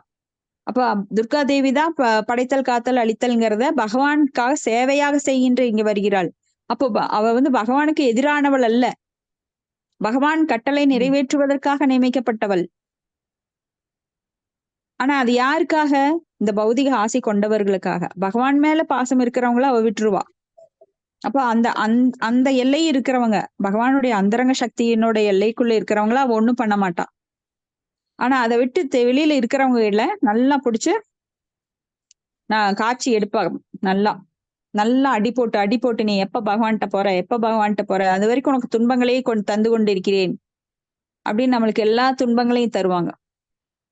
ஏன்னா அப்பதான் நம்ம மனசு என்ன ஆகும், பகவான்கிட்ட போகும். துன்பம் இல்லாதவங்க யாரும் பகவானை பத்தி நினைக்கிறது இல்ல. எல்லாமே இருக்கிறவங்க எப்பவுமே இளமையா இருந்துட்டோம், எப்பவுமே நம்மளுக்கு துன்பமே கிடையாது, எப்பவும் பண கஷ்டம் கிடையாது, மன கஷ்டம் கிடையாதுன்னு யாரும் கடவுளை நினைக்கவே மாட்டோம். அப்ப இதெல்லாம் எதனால வருது? மாயினால வருது. ஏன் வருது? பகவானை பற்றி நினைக்கிறதுக்காக. இப்ப நிறைய பேர் கடவுளை நினைக்கிறோம் அப்படின்னா இதெல்லாம் தேவை இருக்கு, அதனால நினைக்கிறோம். இல்லைன்னா யாருமே நினைக்க மாட்டோம். நினைப்பதெல்லாம் நடந்து விட்டால் தெய்வம் ஏதும் இல்லை, நடந்ததையே நினைத்திருந்தால் நிம்மதி இல்லை அப்படின்னு சொல்லி ஒரு கவிஞர் சொல்லியிருக்காரு. அப்போ இங்க அகாம அப்படிங்கிறது காமம், ஆசையே இல்லாத. அப்ப நிராசை என்பது கல்லை போன்று அசையாமல் இருப்பதை குறிக்காது. உண்மை நிலை என்னன்னா, இப்ப ஆசையே இல்லாம ஒருத்தர் இருக்க முடியாது. அப்ப ஆசை இருக்கு, ஏன்னா அதுதான் இயல்பு. எல்லாருக்குமே ஆசை இருக்கு. ஆனா அந்த ஆசையை எப்படி திருப்பணும்னா பகவானுக்கு சேவை செய்வதில் திருப்ப வேண்டும். நம்ம புலன் இன்பத்திற்காக நாம வச்சுக்க கூடாது அந்த ஆசைய. ஆசை இருக்கு, அப்ப அந்த ஆசையை பகவானின் விருப்பத்தை நிறைவேற்றுவதற்காக அந்த ஆசையை நாம திருப்பணும். தவறான திசையில ஒரு குதிரை போச்சு அப்படின்னா நம்மளுக்கு தடம் மாதிரி அது எங்கேயாவது போய் பள்ளத்துல சறுக்கி விட்டுரும். அப்ப அந்த குதிரையை என்ன பண்றோம் நாம, ஒரு கயிறு இருக்கும், அந்த கயிறை வச்சு இழுத்து சரியான பாதையில நம்ம திருப்புவோம். அதுதான் நம்ம கடிவாளம். அது பகவத்கீதையிலேயே நம்ம படிக்கிறோம். மனம் என்கின்ற ஒரு பஞ்ச புலன்கள் 5 குதிரைகள். அந்த குதிரை மனம் என்கின்ற கயிறு கொண்டு அங்க ஆத்மாவானது அடக்குது. இது அந்த தேரை வச்சு நம்மளுக்கு சில பிரபுபாதர் அழகா சொல்லியிருப்பாரு. அப்ப அந்த கடிவாளத்தை வச்சு அடக்கணும். மனம் அப்படிங்கிற கடிவாளத்தை வச்சு நம்ம அடக்கணும். ஆசைகளை குறைச்சுக்கணும். படிப்படியாக குறைச்சு ஆசைகளே இல்லாத நிலைமைக்கு ஆசைகள் இருந்தாலும் அதை பகவான்கிட்ட திருப்பி பகவானுக்காக, அவரது திருப்திக்காக நாம செயல்பட வேண்டும். அதுதான் ஒரு ஜீவராசியோட கடமை. ஏன் அப்படின்னா உள்ள நம்மளுக்கு பகவான் பரமாத்மாவாக உள்ள இருக்காரு. அந்த பரமாத்மா இன்பப்பட்டாதான் அந்த உயிர்வாழி இன்பப்பட முடியும். ஏன்னா உள்ள இருக்கிற பரமாத்மாவை நாம சோகமா வச்சிருந்தோம்னா அதற்கு சம்பந்தப்பட்ட அந்த சிறு அணுவான நாம எப்படி இன்பமா இருக்க முடியும்? இப்ப பகவானை நம்ம மகிழ்ச்சியோட வைக்க வேண்டும். அப்பதான் மகிழ்ச்சி நம்மளுக்கு கிடைக்கும். இப்ப ஒரு குடும்பத்துல அப்பாவை ரொம்ப துன்புறுத்திட்டு நான் ரொம்ப இன்பமா இருக்கேன்னு ஒரு மகன் சொல்ல முடியுமா? ஒரே வீட்டுல இருக்காங்க, அப்பா ரொம்ப அவனால கஷ்டப்படுறாரு, ஆனா நான் இன்பமாக இருக்கிறேன் அப்படின்னு மகன் சொல்ல முடியுமா? அப்பாவை இன்பப்படுத்தும் போது தானா அவனுக்கு அந்த இன்பம் கிடைக்கும். அது போல தாய் தந்தை, அகம் பீஜ பிரஜ பிரதாக மாதா தாத்தா பிதா மகஹ அப்படின்னு பகவான் சொல்றாரு. நான் தான் உன்னுடைய தாய் தந்தை குரு எல்லாம் அப்படின்னு. அப்ப அவரை திருப்தி பண்ணும்போது நம்மளுக்கு தானாக நாமும் திருப்தி உருவோம். இப்ப சுய திருப்திக்காக பௌதிக துன்பத்திலிருந்து விடுபடும் நோக்கத்தை ஒருவன் கொண்டிருந்தால் பகவானோடு ஒன்றாக வேண்டும் அப்படின்னு பிரம்மஜோதியில கலக்கிறது கூட ஒரு காமம் தான். ஏன்னா அங்க சுயநலம் இருக்கு. ஏன்னா பிரம்மஜோதியில கலைஞ்சிட்டா நானும் பகவான் ஆயிடுவேன். அப்ப பகவானுக்கு இணையாக ஒரு ஆத்மா, சிறு ஆத்மா தன்னை நினைக்கின்றான். அது எவ்வளவு பெரிய தப்பு. பிரம்மஜோதியில கலந்தா அகம் பிரம்மாஸ்மி, நானும் கடவுள். ஆனா பகவானுக்கு இணையாக தன்னை நினைக்கிறதுனாலதான் அந்த தவறான எண்ணம் வருது, பிரம்மஜோதியில கலக்கணுங்கிற எண்ணம். ஆனா யாருமே பகவானுக்கு இணையாக ஆக முடியாது. ஆனா தூய பக்தன் பகவானின் திருப்திக்காக தீவிரமாக ஆசை கொள்கிறான். காமகுணத்தால் உந்தப்பட்ட அர்ஜுனன் என்ன நினைக்கிறாரு? முதல்ல காமகுணம்னா என்ன? உறவினர்களை எல்லாம் நான் காப்பாற்றணும். ஏன்னா உடல் வழியாக வந்த தன்னோட அந்த சதைகளை தன் உறவினர்கள் என்ன நினைக்கிறான். அப்போ உடல், அந்த சதை அப்படிங்கிற சதை பிண்டம் அப்படிங்கிறது என்ன? இந்த ஆத்மா இந்த உடல் இருக்கு இன்னைக்கு, அதனால நான் அதை அந்த உடலை தந்தைன்னு அழைக்கிறேன், இன்னொரு உடலை தாயின்னு அழைக்கிறேன். ஆனா வெளி உருவத்தை பாக்குறேன்னா தவிர அந்த ஆத்மா என்னைக்கும் நிரந்தரமானது. ஆனால் அந்த உடல் அழிவுக்குரியது. அப்போ அழிவற்றது ஆத்மா. ஆனா அந்த வெளிப்புற உடலை நான் என்னுடையது, என்னுடைய அம்மா என்னுடைய உதரத்திலிருந்து பிறந்ததுனால இது என் மகன் அப்படின்னு நினைக்கிறோம். ஆனா அது ஆத்மாவா நினைக்கிறது கிடையாது. நம்ம பார்வை எல்லாமே வெளிப்புறமாகத்தான் இருக்கிறதோ தவிர ஆழ்ந்த சிந்தனையோட கிடையாது. ரொம்ப உள்நோக்கி பாக்குறதெல்லாம் கிடையாது. அப்போ அந்த அறியாமை என்கின்ற கண் கொண்டு பார்க்கும்போது எல்லாம் வெளிப்புற, அந்த ஜடக்கண்களால் பார்க்கும்போது எல்லாமே வெளிப்புற தோற்றம் தான் நம்மளுக்கு புரியுது. சூட்சுமமான எதுவுமே புரியாது. ஸ்தூலமான எல்லாத்தையும் பாக்குறோம், அதையவே நாம ஜட்ஜ் பண்ணிக்கிறோம். அதுதான் இறுதி முடிவுன்னு ஜட்ஜ் பண்ணிக்கிறோம். ஸ்தூலமா இருக்கிறதெல்லாம் நம்மளை ஏமாற்றக்கூடியது. ஆனா சூட்சுமமாக இருக்கிறது தான் நம்ம ஆழ்ந்து பார்க்கும்போது நிறைய உண்மைகள் புலப்படும். இப்ப காற்றை ஒருவராலும் பார்க்க முடியாது, அதை உணரத்தான் முடியும். அது போல நம்ம உணர்வுகளை யாராலும் ஜட்ஜ் பண்ண முடியாது. நம்ம வெளித்தோற்றங்களை சிரிச்சா இவங்க நல்லவன் நினைச்சுக்கிறோம். ஆனா உணர்வுகள் உள்ள எப்படி இருக்கு? காம, குரோத, லோப, மோக, மதம், ஆச்சரியம் போன்ற எல்லாவித கசடுகளும் நம்ம கிட்ட இருக்கு. அப்ப இங்க பகவானை திருப்திப்படுத்துறதுக்கு அர்ஜுனன் என்ன பண்றாரு? இவர்கள் என் உறவினர்கள், அதனால இவங்களை கொல்ல மாட்டேன், அதனால போர்ல இருந்து பின் வாங்குறேன்னு சொல்றாரு. ஆனா பகவான் சொல்றாரு, நீ ஒரு கருவிதான் என் கையில, நிமித்த மாத்திரம் பவ சவ்ய சாட்சினே அப்படிங்கிறார். நீ என் கையில ஒரு கருவிதான், நீ இல்லைன்னா நான் வேற ஒரு ஆளை வச்சு இவங்களை கொன்னுடுவேன். ஆனா அந்த பெருமை உனக்கு வரணும், இந்த போரில் நீ சிறந்த வீரன், வெற்றி அடைகிறாய் அப்படின்னு உலகம் உன்னை பாராட்டும், வரலாற்றுல உன் பெயர் வரும், அதுக்காக நான் உன்னை தேர்ந்தெடுத்திருக்கிறேன். நீ இல்லைன்னா நான் வேற ஒருத்தரை வச்சு பண்ணிக்குவேன்னு அவனுடைய அறியாமையை அகற்றுகிறார். அப்போ அந்த ஆத்மா என்றும் கொல்லப்படுவதில்லை, உடல் தான் கொல்லப்படுகிறது. அப்போ போர், நீ ஒரு சத்திரியன், உன்னோட சத்திரியனோட வேலை என்ன? போர் புரிவது. அப்ப இவங்கெல்லாம் பாவிகள், ஏதோ ஒரு பாவம் செஞ்சிருக்காங்க, அந்த பாவத்திற்கு நான் தண்டனை தர்றேன், அதுக்கு நீ கருவியா இருக்கிற, நீ கருவியா மட்டும் இரு, நான் செய்யறேங்கிற அகங்காரம் உங்கள்கிட்ட வேண்டாம். ஏன்னா ஒரு சத்திரியன் போர் புரிய வேண்டும், புறமுதுகு காட்டக்கூடாது. புறமுதுகு காட்டுனா அது அவனுக்கு அவமானம். அந்த அவமானமானது உயிரை விடுவதை விட ரொம்ப மோசமானது. ஒரு சத்திரியனுக்கு அவமானங்கிறது ரொம்ப ரொம்ப கேவலமானது. புறமுதுகு காட்டிட்டான் அப்படின்னாலே அந்த காலத்துல என்ன பண்ணுவாங்க, அவனை கேவலமா பேசுவாங்க. ஐயோ முதுகுல அடிபட்டு வந்திருக்கான் பாரு, இவன் போர்ல நெஞ்ச நிமித்தி போராடல, திரும்பி ஓடி வந்திருக்கான், அதனால பின்னாடி அடிச்சுட்டாங்க. அப்ப அது ரொம்ப கேவலமா பேசுவாங்க. இந்த காலத்துல எல்லாம் கிடையாது. அந்த காலத்துல புறம் இருக்கிறது, சத்திரியர்கள் போருக்கு போகாம இருக்கிறது. அந்த காலத்துல சத்திரியர்கள் எல்லாம் வீரத்தை காட்டுறதுக்கு அப்படியே எப்ப வாய்ப்பு வரும் அப்படின்னு காத்திருப்பாங்க. அப்ப அந்த மாதிரி சமயத்துல நீ ஏன் போரிட மாட்டேன்னு சொல்ற? ஏன்னா உன்னை உலகம் தூற்றும், நீ ரொம்ப அவமதிப்புக்குள்ளாயிருவ அர்ஜுனா, நீ போர் புரிய வேண்டும், இது என்னோட கட்டளை. அப்படி செய்யல அப்படின்னா என்னுடைய அறிவுரைகளை ஏற்றுக்கொள் அப்படின்னு சொல்றாரு. அப்போ அவர் முதல்ல சாம, வேத, தண்ட அப்படின்னு எல்லா பாணியும் யூஸ் பண்றாரு. சாம அப்படின்னா சமாதானமா முதல்ல பேசுறாரு, அன்பா பேசுறாரு. அப்போ கொஞ்சம் மிரட்டி சொல்றாரு, என்னுடைய அறிவுரைகளை பொறாமை கொண்டவர்கள் ஏற்றுக்கொள்ளவில்லை, அவங்க நாஸ்தி ஆவாங்க அப்படின்னு. கடைசியில என்ன சொல்றாரு?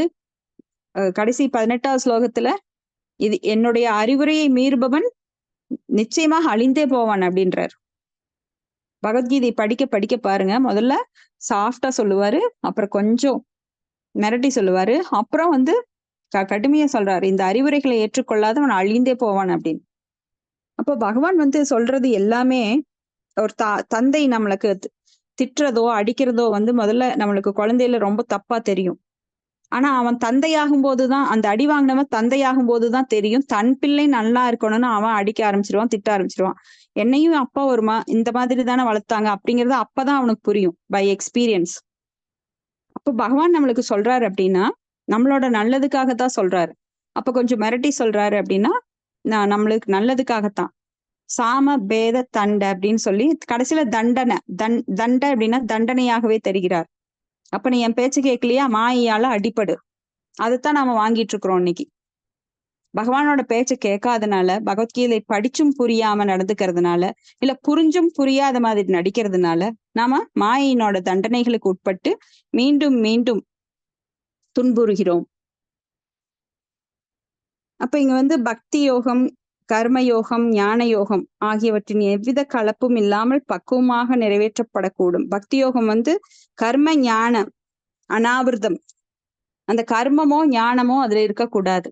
எந்த ஒரு சின்ன ஒரு கலப்படமும் இல்லாததுதான் தூய பக்தி. இப்ப பால்ல வந்து ஒரே சொட்டு விஷம் கலந்துக்கிறேன், ஒரு அண்டா பால்ல ஒரே ஒரு சொட்டு நாகப்பாம்போட விஷத்தை கலந்துக்கிறேன் அப்படின்னா யாராவது குடிப்போமா? அதை என்ன கலப்படம் தான் சொல்லுவோம், அதை அப்படியே கீழே ஒத்திடுவோம். அப்ப தூய பக்தி தொண்டு வேற, அதுல வந்து கர்மமோ ஞானமோ எந்த ஒரு இது கலக்கக்கூடாது. ஞானம்ங்கிறது என்ன, பிரம்மஜோதியில கலந்துக்கிறேன்னு சொன்னா கூட நான் பகவான் ஆயிடுறேன் அப்படிங்கிற உள்ளெண்ணம் அவங்ககிட்ட இருக்கும். அப்ப அது வந்து தூய பக்தி கிடையாது. அதனாலதான் அது பூரணமற்றதுன்னு சொல்றோம். அப்ப கர்ம யோகத்திலையும் கூட அது மாதிரிதான். கர்ம காண்டிகள் என்ன பண்ணுவாங்க, நான் இதை பண்ணினா இது கிடைக்கும், அப்ப கிருஷ்ணருக்கு நான் ஒரு பொங்கல் வச்சு நான் கொண்டாடினா எனக்கு இது கிடைக்கும், அதுல சக்சஸ் ஆவேன், எனக்கு வேலை கிடைக்கும் அப்படிங்கிற எந்த ஒரு கலப்படமும் இல்லாத பக்தி, தூய பக்தி, அன்பு தொண்டு. பகவானுக்காக நான் எதையும் செய்வேன். அப்போ தூய பக்தி தொண்டு பண்றவங்க செல்வத்தை இழக்கவும் தயாரா இருப்பாங்க. தன்னுடைய வாழ்வுல எந்த மாற்றம் வந்தாலும் அதுக்காக கவலைப்பட மாட்டாங்க. பகவானுக்கு அவங்க எந்த மாதிரி கூட பக்தி செய்வாங்க. ஒரு தூய பக்தர் வாசுதேவ தத்தர்னு ஒருத்தர் இருப்பாரு. அவருக்கு தொழுநோய் வந்துடும். தொழுநோயினால உடம்பெல்லாம் புண்ணு. அப்ப அவர் வந்து ஊரை விட்டு கொஞ்சம் தள்ளி இருப்பாரு. ஏன்னா ஊருக்குள்ள இருந்தா அவர்கிட்ட ஒரு துர்நாற்றம் வரும், அதனால ஊரை விட்டு தள்ளி இருப்பார். அப்ப சைத்தன்ய மகாபிரபு அங்க வர்றதா கேள்விப்பட்டு அவரை பார்க்கணும் மனசு ஃபுல்லா அவருக்கு. அவர் எப்படிப்பட்டவர் அப்படின்னா, அவர் உடம்புல எல்லாம் வந்து இந்த புண்கள், நிறைய புண்ணு இருக்கும், அதுல வந்து புழுக்கள் எல்லாம் இருக்கும். அப்ப அந்த புழுக்கள் வந்து கீழே விழுகும் போது அந்த அந்த அந்த உயிர்வாளி நம்மளுடைய ரத்தத்தையும் சதையும் சாப்பிட்டு வாழுது. நாம் கீழே விழுந்துருச்சுன்னா அது எப்படி வாழும் அப்படின்னு சொல்லி அதை எடுத்து மறுபடியும் புண்ணுக்குள்ளேயே போட்டுக்கு வரோம். அந்த மாதிரி எல்லா உயிர்வாளிகள் இடத்திலும் கருணை காட்டுற ஒரு பக்தரா எப்பவும் பகவானோடைய நினைப்பிலேயே இருப்பார். அப்போ அவர் வந்து சைத்தன்ய மகாபிரபு வர்றாரு அப்படின்னு சொல்லி அந்த இடத்துக்கு போறாரு. ஆனா சைத்தன்ய மகாபிரபு அப்பதான் வந்துட்டு போயிட்டாரு அப்படின்னு கேள்விப்படுறாரு. உடனே அவர் மனசுல நினைச்சு அழுகிறாரு, எனக்கு இந்த துர்பாக்கியசாலியான எனக்கு அந்த பாக்கியம் இல்லை அப்படின்னு நினைச்சு கண்ணீர் விடுறார். அப்போ சைத்தன்ய மகாபிரபு எல்லா உள்ளங்கள்லயும் பரமாத்மா இருக்கிறதுனால, பகவான் கிருஷ்ணரே தான் சைத்தன்ய மகாபிரபு, எல்லார் உள்ளத்திலயும் பரமாத்மாவா இருக்கிறதுனால இவருடைய எண்ணத்தை புரிந்து, இவருடைய தூய பக்தியை அறிந்து உடனே அங்க தோன்றுகிறார். அவர் முன்னாடி வர்றாரு. அவர் முன்னாண்ட வந்து அவர் பாக்குறாரு. உடனே அவர் கண்கள்ல தண்ணீரோட, நான் எவ்வளவு பாக்கியசாலி, எனக்காக நீங்க வந்திருக்கீங்க, என்னை பாக்குறதுக்காக நீங்க இவ்வளவு தூரம் வந்திருக்கீங்க அப்படின்னு சொல்லி அவர் காலில் விழுந்து வணங்குறார். உடனே அவர் வந்து அவரை தோள்கள்ல தூக்கி எழுப்பி ஆலிங்கனம் பண்ணிக்கிறார், கட்டி அணைச்சுக்கிறார்.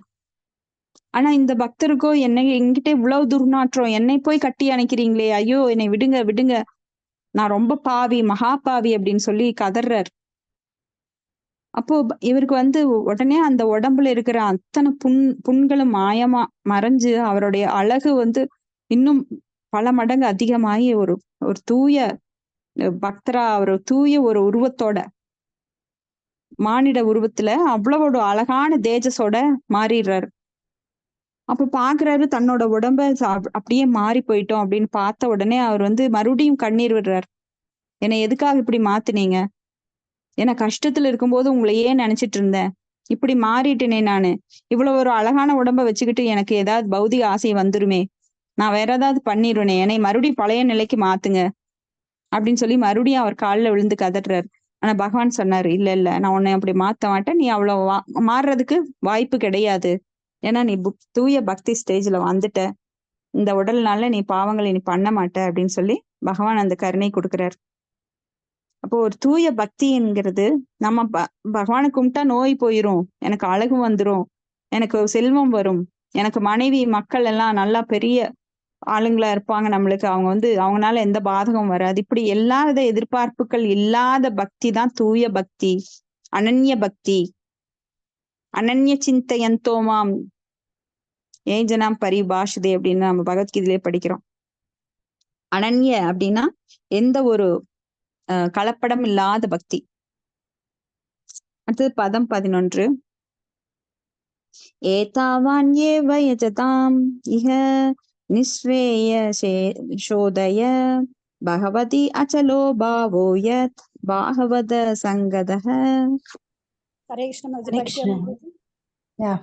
சரி படிங்க மாதாஜி, அடுத்தது நான் படிங்க.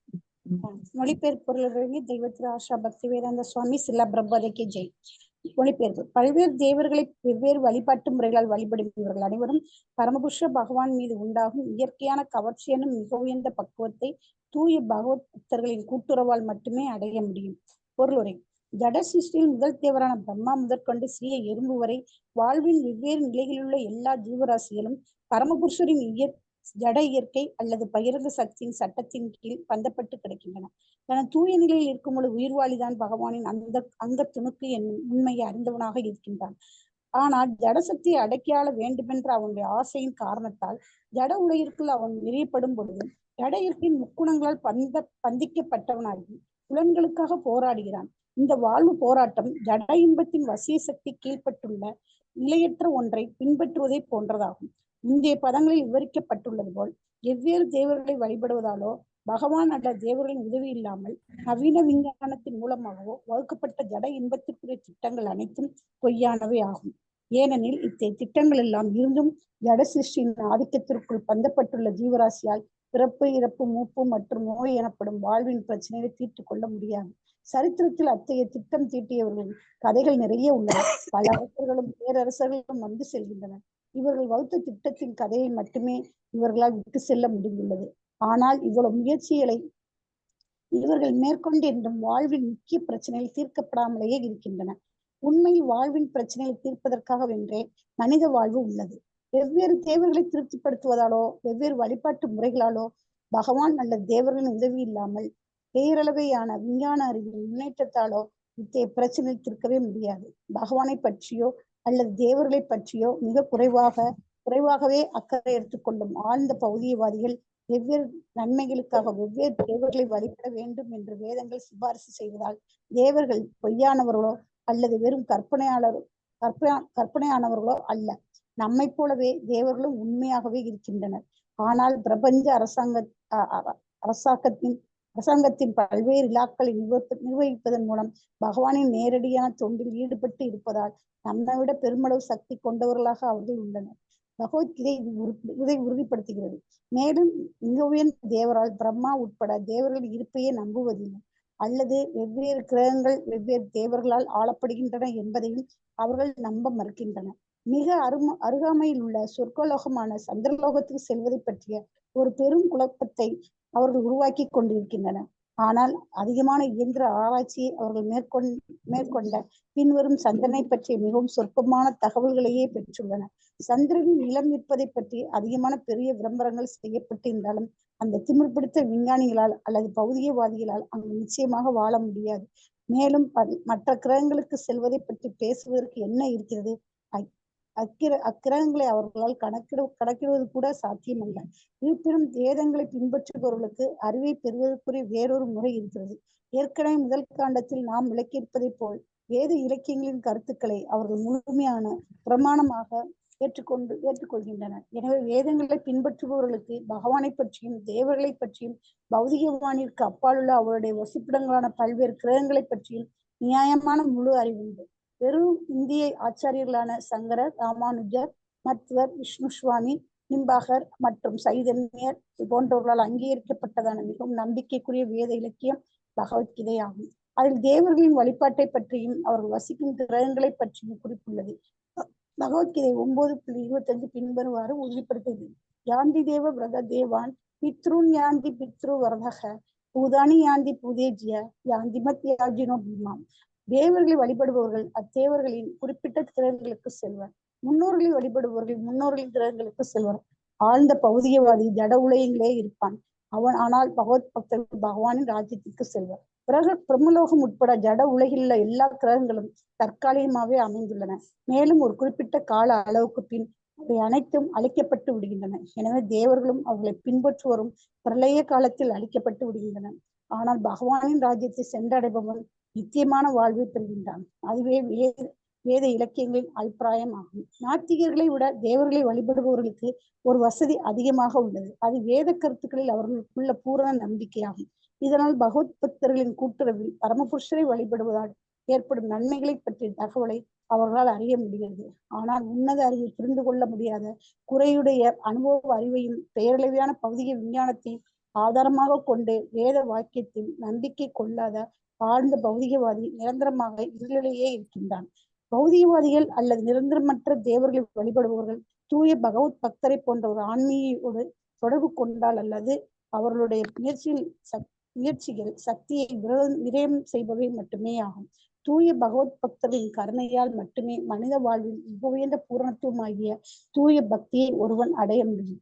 பகவானின் தூய பக்தரால் மட்டுமே முன்னேற்றகரமான வாழ்விற்கு சரியான வழியை காட்ட முடியும். இல்லையெனில் பகவானை பற்றியோ அல்லது தேவர்களை பற்றியோ தகவல் அறியாத அதிகமான வாழ்வு முறையில் தற்காலிகமான ஜட இன்பங்களுக்குரிய தேவர்களின் வழிபாட்டில் ஈடுபடுத்தப்பட்டுள்ள வாழ்வு முறையும் நிலையற்ற தோற்றத்தின் வெவ்வேறு அம்சங்களாகும். அவை பகவத்கீதையிலும் நன்கு விளக்கப்பட்டுள்ளன. ஆனால் பகவத்கீதை தூய பக்தர்களின் சங்கத்தில் மட்டுமே புரிந்து கொள்ளக்கூடியதாகும். அரசியல்வாதிகள், நாடகக்காரர்கள், வியாபாரிகள் அல்லது பக்தர் அல்லாத புறத்துறையினரின் விளக்க உரைகளாலோ அல்லது வரட்டு வேதாந்த கற்பனையாளர்களின் விளக்கங்களாலோ அதை புரிந்து கொள்ள முடியாது. ஹரே கிருஷ்ண. தேங்க்யூ மாதாஜி. ஹரே கிருஷ்ண மாதாஜி. தேங்க்யூ மாதாஜி. இப்ப இதெல்லாம் கூர்ந்து கவனிக்கப்பட வேண்டிய விஷயங்கள். மேலோட்டமா நாம பார்த்தோம் அப்படின்னா புரியாது. ஏன்னா மேலோட்டமா கடல்ல நீந்துறவனுக்கு எதுவும் கிடைக்காது. கீழே போய் ஆழமா முத்தெடுக்கிறவனுக்கு மட்டும்தான் முத்துக்கள் கிடைக்கும். பல ரகசியங்கள் புரிப்படும். கடல்ல மிக ஆழமான பகுதியில பல அற்புதங்கள் வெளிப்படும். அது போல இங்க நம்ம மேலோட்டமா படிச்சோம்னா பாகவதம் புரியாது. அத நல்லா ஆழ்ந்து கவனிக்கணும். அப்ப இந்த ஸ்லோகம் என்ன சொல்லுதுன்னா, பக்தி தொண்டு பற்றி தூய பக்தர்களால் மட்டுமே அதை அடைய பெற முடியும். அப்ப தேவர் வழிபாட்டுல ஈடுபட்டிருக்கிறவங்களாலோ ஞானத்தில் இல்ல பிரம்ம ஜோதியை அடைய முற்படுபவர்களாலோ தூய பக்தி தொண்டை அடைய முடியாது.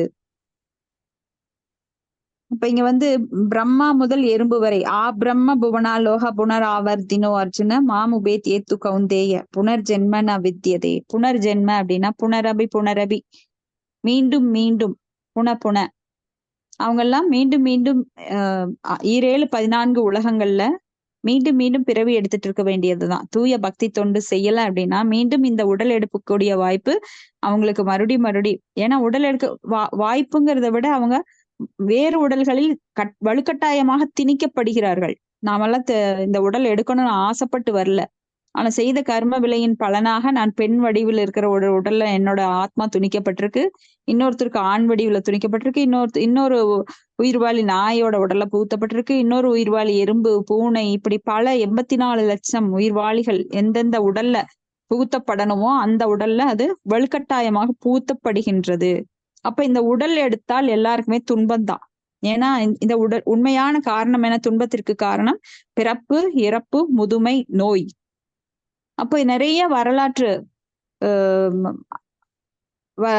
பாத்தீங்கன்னா அரசர்கள்லாம் வந்திருப்பாங்க. பல திட்டங்களை எல்லாம் தீட்டிருக்காங்க. இன்னைக்கும் நம்ம ஹிஸ்டரின்னு சொல்லிக்கிட்டு வரலாறு அப்படின்னு சொல்லி அது பாட புத்தகங்கள்ல போட்டு அக்பர், பாபர், அந்த மாதிரி அவுரங்கசீப் அவங்க எல்லாம் என்ன பண்ணினாங்க, சோழ மன்னன், சேர மன்னன், பாண்டிய மன்னன் அப்படின்னு பேரெல்லாம் போடுறாங்க.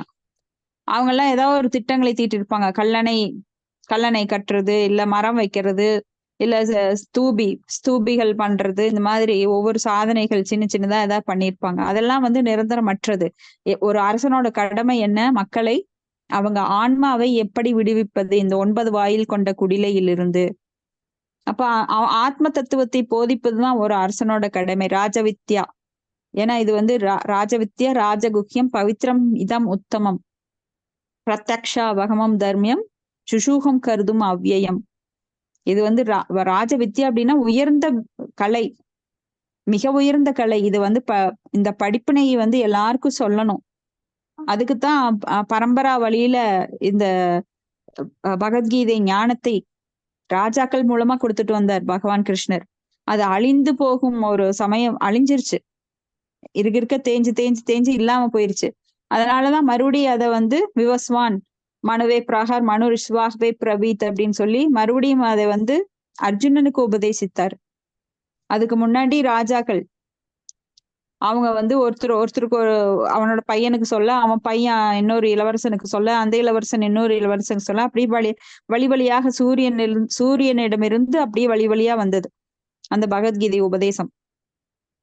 அப்ப கடைசியில அர்ஜுனனை வச்சு அதை வந்து நம்மளுக்கு ஒரு பாடமா பகவத்கீதையை மகாபாரதத்துல நம்மளுக்கு கொடுக்கிறார்.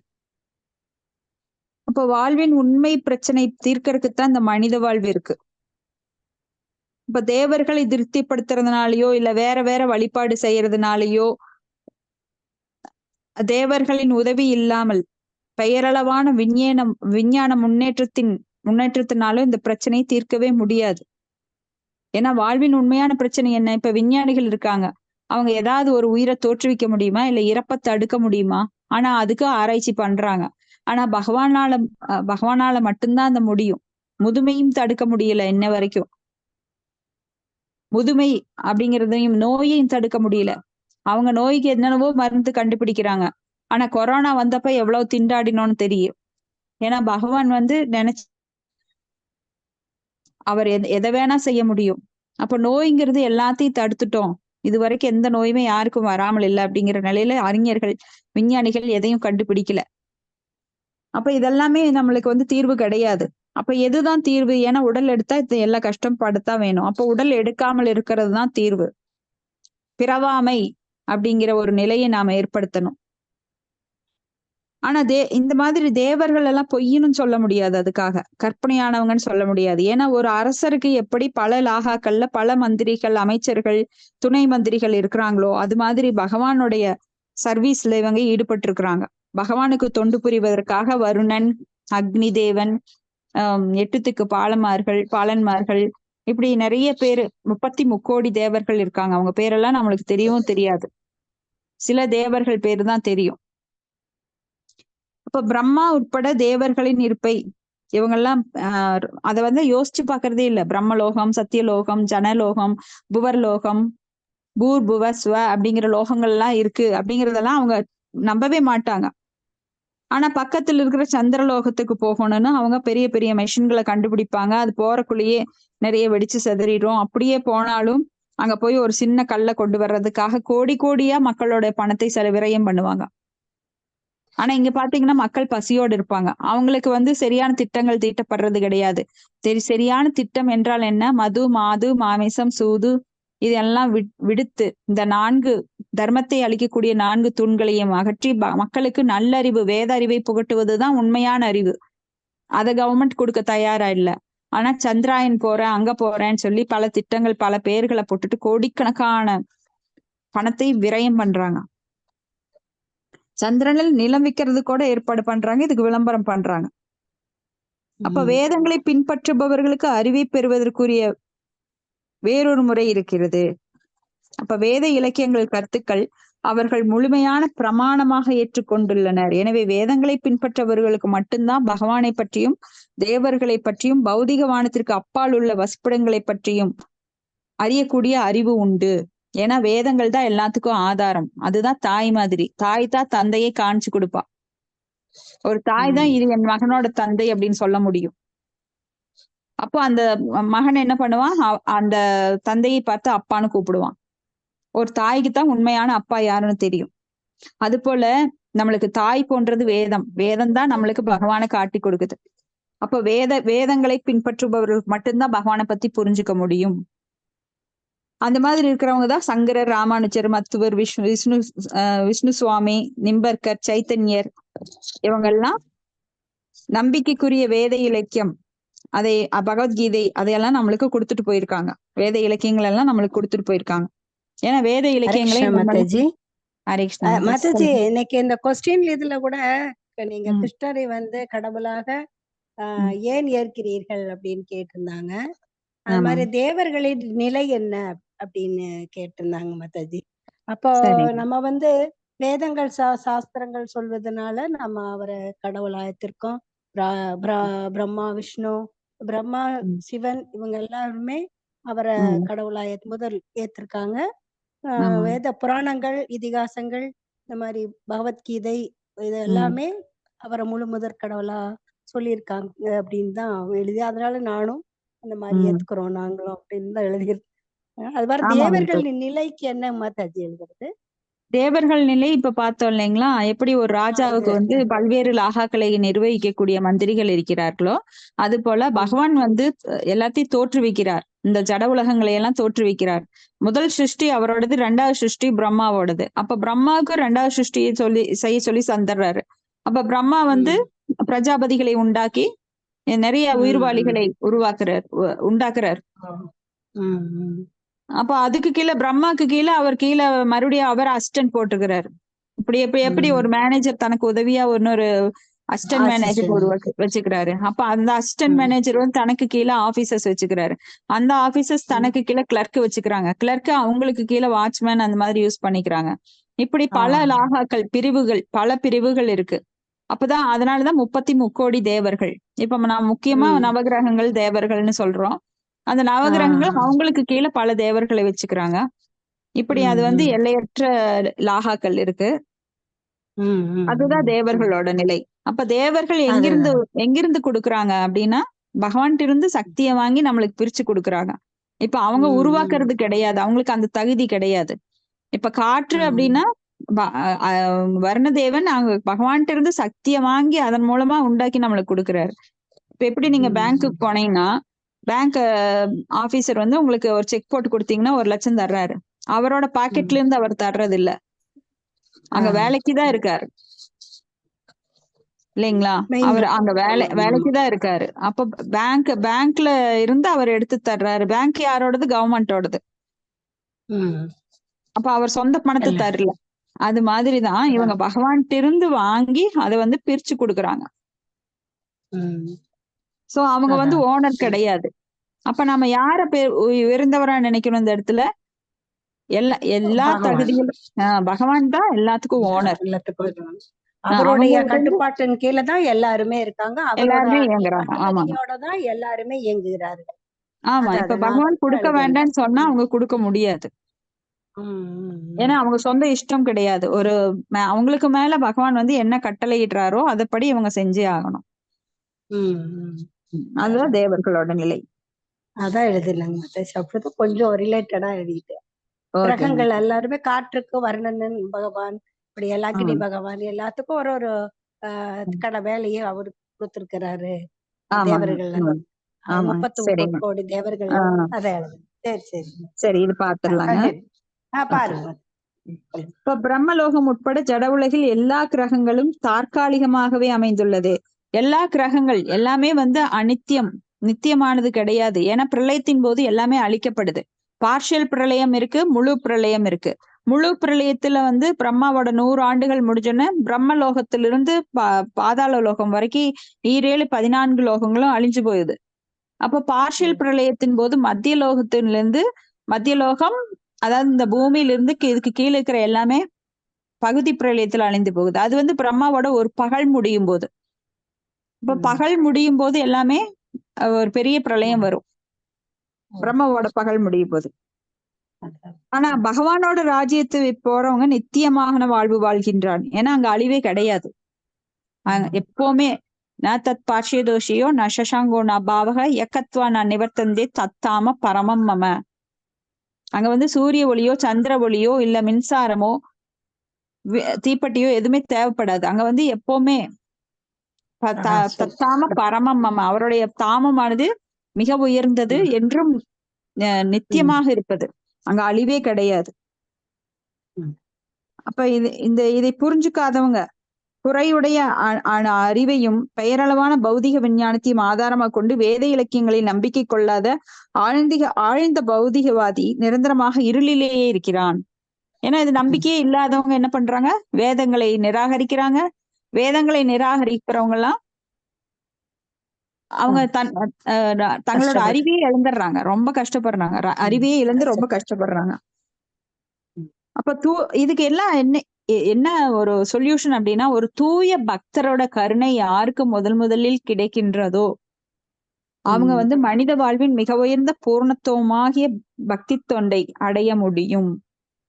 அப்போ இங்க நம்மளோட புண்ணியத்தினால எல்லாம் தூய பக்தி தொண்டு வராது. அப்ப தூய பக்தர் ஒருத்தர் கருணை கொண்டு நம்மளை பார்க்கும்போது, இப்ப நாரதர் மிருகாரி பார்த்தார், ரொம்ப ஒரு பெரிய பாவி, உடனே அவர் தூய பக்தர் ஆயிட்டார். அப்படி ஒரு லவமாத்திர சாது சங்கே லவமாத்திர சாது சங்கே, ஒரு லவ மாத்திரம், ஒரு செகண்ட் அவங்களோட சங்கம் நம்மளுக்கு கிடைச்சதுன்னா, தூய பக்தரோட சங்கம் கிடைச்சா உடனே அவர் பெரிய பக்தர் ஆயிடுவார்.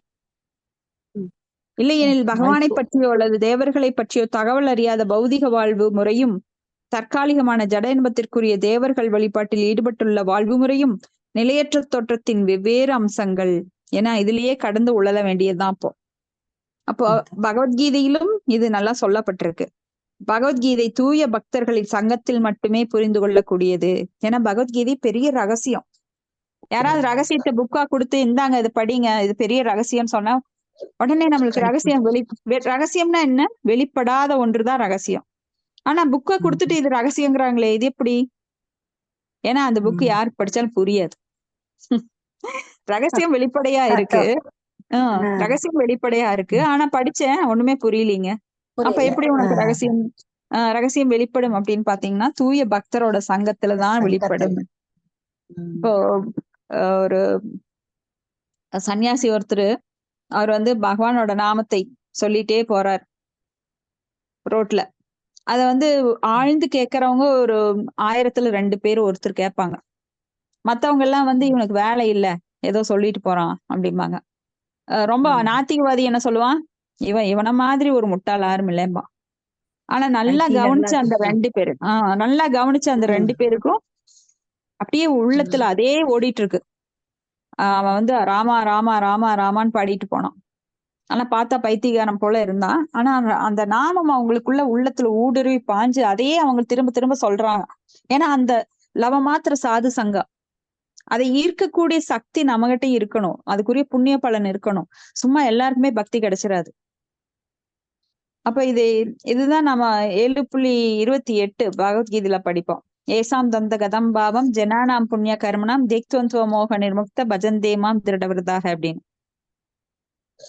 யாருக்கு அந்த புண்ணியங்கள் எல்லாம் செய்து பாவங்கள் குறைக்கப்பட்டு இருக்கின்றதோ அவங்களுக்கு பக்தி கிடைக்கும் அப்படின்னு சொல்லி பாக்குறோம். அப்போ அட்லீஸ்ட் அந்த சத்துவகுணத்திலேயாவது ஒருவர் உயர்ந்திருக்கும் போது அந்த பலன் நம்மளுக்கு சீக்கிரம் கிடைக்கும். ரஜோகுணத்துல தமோ குணத்துல இருக்கிறவங்களுக்கு என்னதான் மண்டையில அடிச்சு சொல்லி கொடுத்தாலும் பக்தி புரிப்படாது. ஹரே கிருஷ்ணா மாதாஜி. இதோட முடிச்சுக்கலாம். அப்படிங்களா? சரி.